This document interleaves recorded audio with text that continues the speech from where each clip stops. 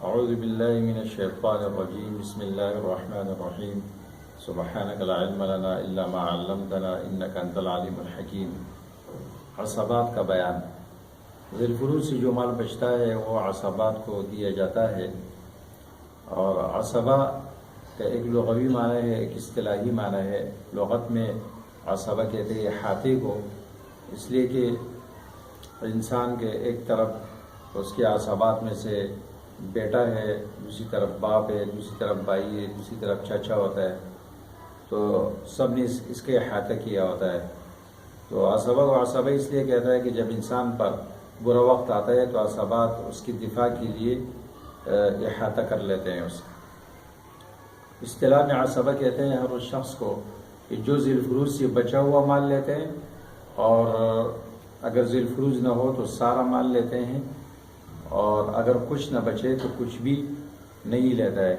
اس لیے اس کے حصے کبھی کم ہوتے ہیں، کبھی زیادہ ہوتے ہیں۔ عصبہ کی وارث ہونے کی دلیل قرآن میں بھی ہے، سنت میں بھی ہے۔ قرآن کریم میں اللہ تبارک و تعالیٰ فرماتے ہیں وَلِأَبَوَيْهِ لِكُلِّ وَاحِدٍ مِّنْهُمَا السُّدُسُ مِمَّا تَرَكَ إِن كَانَ لَهُ وَلَدٌ۔ مردے کے ماں باپ میں سے ہر ایک کے لیے چھٹا حصہ ہے اگر ان کے لیے اولاد ہو۔ تو دیکھو ماں باپ کا حصہ ذکر کیا اور ولد کا حصہ ذکر نہیں کیا، اس لیے کہ یہ عصبہ ہے۔ اس طرح فَإِن لَّمْ يَكُن لَّهُ وَلَدٌ وَوَرِثَهُ أَبَوَاهُ فَلِأُمِّهِ الثُّلُثُ۔ اگر اولاد نہ ہو، ماں باپ وارث ہوتے ہو، تو ماں کے حصہ ثلث ہے، باپ کے حصہ ذکر نہیں کیا، اس لیے کہ باپ یہاں پر عصبہ ہے۔ حدیث میں بھی اس کی دلیل ہے۔ اللہ کے رسول صلی اللہ علیہ وسلم فرماتے ہیں الحق الفرائض بأہلها فما بقی فهو لأولی رجل ذکر۔ فروض اہل فرائض کو دے دو، اور جو باقی مال بچا وہ سب سے قریب ترین مرد کے لیے ہے۔ پھر عصبہ کی دو قسمیں، ایک عصبہ سببی ہے، ایک نسبی ہے۔ عصبہ سببی سے ہمیں بات نہیں کرنی ہے، اس لیے کہ اس کا تعلق غلاموں کے ساتھ ہے، اور آج غلام موجود نہیں ہے، تو اس پر وقت ضائع کرنے کی ہمیں ضرورت نہیں ہے۔ عصبہ بنفسہ، عصبہ نسبی سے بات کرنی ہے۔ عصبہ نسبی وہ ہے جو نسب کی وجہ سے عصبہ ہو۔ تو پھر اس کی تین قسمیں ہیں، عصبہ بنفسہ، عصبہ بغیرہ، اور عصبہ مع غیرہ۔ یہ تین قسمیں ہیں۔ عصبہ بنفسہ کہا جاتا ہے ہر وہ شخص جو مردے کی طرف نسبت کرنے میں عورت کا واسطہ نہ آتا ہو، یعنی خود بھی مرد ہو اور مرد کے واسطے سے مردے کی طرف منسوب ہو، یا آپ یوں کہیں کہ باپ کے نارینہ رشتہ دار، یہ سب عصبات ہے۔ ان میں اس کی چار قسمیں ہیں۔ بنوت یعنی بیٹا اور پوتا، پڑپوتا، سکڑ پوتا، لکڑ پوتا، یعنی اولاد در اولاد، یہ سب سے پہلی قسم ہے۔ دوسری قسم ہے ابوت، یعنی باپ، پھر دادا، پردادا، سکڑ دادا، لکڑ دادا۔ تیسری قسم ہے بائی، اخوت، تو اخوت بائی بتیجا، پھر ان کی اولاد در اولاد۔ چوتھی قسم ہے عمومت، یعنی چچا اور پھر چچا زاد اور پھر ان کی اولاد۔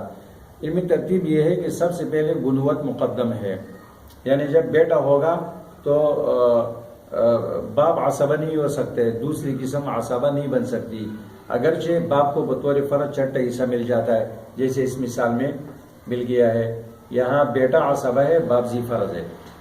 باپ بیٹے کی وجہ سے گرے گا نہیں، صرف عصبہ ہونے سے وہ ذی فرض کی طرف منتقل ہو جائے گا، اور باپ کو بطور فرض کے چھٹے حصہ ملے گا، لیکن باپ عصبہ نہیں ہو سکتے بیٹے کی موجودگی میں۔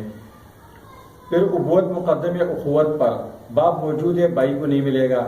پھر اخوت مقدم ہے عمومت پر، بھائی موجود ہے تو چچا کو نہیں ملے گا۔ اس میں دو قاعدے چلتے ہیں۔ ایک قاعدہ ہے الاقرب فالاقرب کا، یعنی جو تقدیم بالقرابہ، یعنی جو سب سے زیادہ قریب ہے اس کے موجودگی میں ابعاد کو نہیں ملے گا۔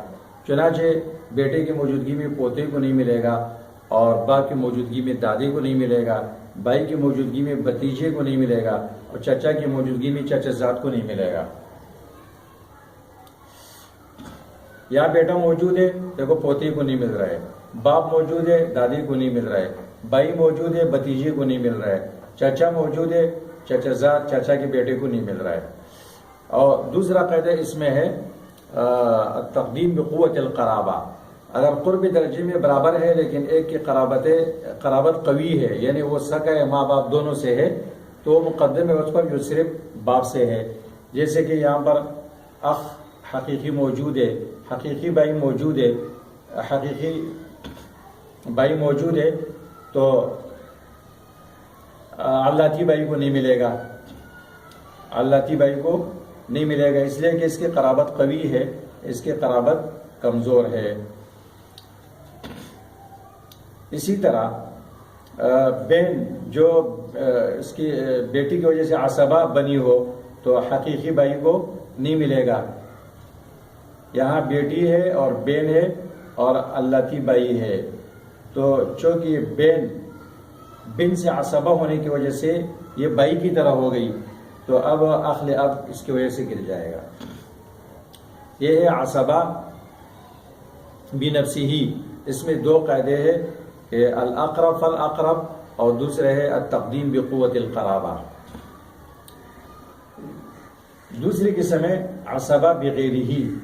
عصبہ بغیرہ وہ 4 عورتیں ہیں کہ جن کا حصہ نصف ہوتا ہے جب وہ 1 ہوتی ہے، اور ثلثان ہوتا ہے تہائی 2 تہائی جب وہ 2 یا 2 سے زیادہ ہوتی ہے، اور اپنے بھائیوں کے ساتھ مل کر عصبہ بنتی ہے بغیرہ، بھائی کی وجہ سے.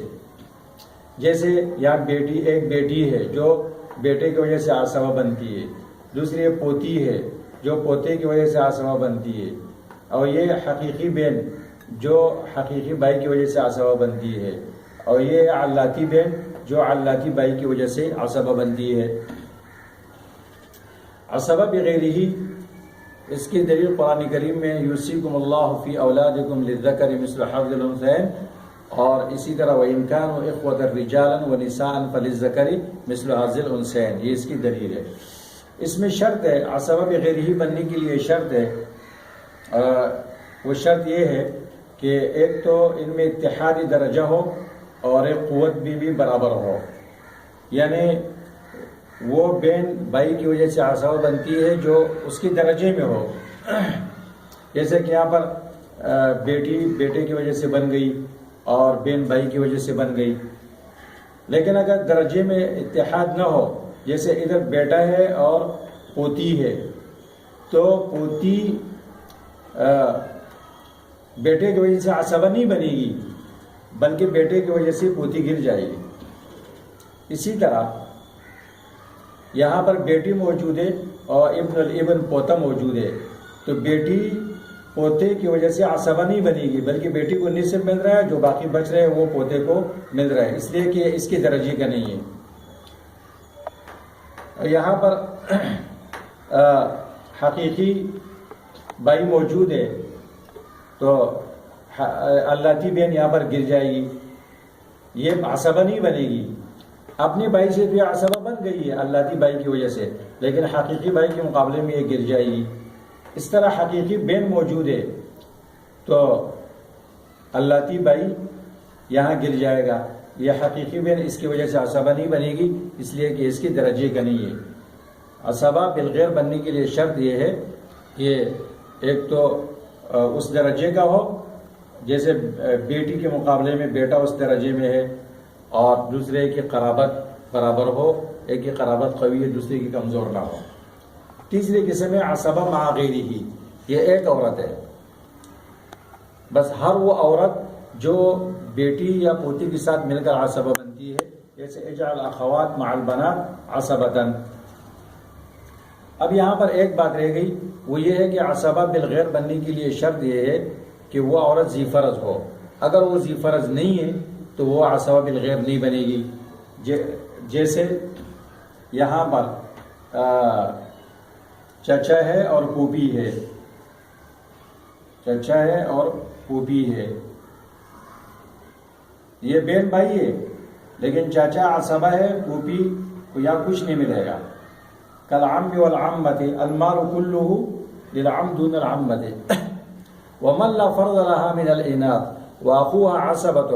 جو عورت ذی فرض نہیں ہے اور اس کا بھائی عصبہ ہے، لا تصير عصبۃ باخيها، اور بھائی کی وجہ سے عصبہ نہیں بنے گی. جیسے پھوپھی چچا کی وجہ سے نہیں بنتی ہے، اس طرح بھتیجے کی وجہ سے نہیں بنے گی، کیونکہ چچا ذی فرض ہے، عصبہ ہے، اور پھوپھی ذوی الارحام میں سے۔ اس طرح بھتیجی ذوی الارحام ہے اور بھتیجا عصبہ ہے۔ چچوں میں پھر یہ ہے کہ دو قسم کے چچا عصبہ ہے، حقیقی اور علادی۔ اخیافی چچے وہ ذوی الارحام ہے، خود بھی ان کے اولاد بھی ان کا بیان ذوی الارحام میں آگے انشاءاللہ۔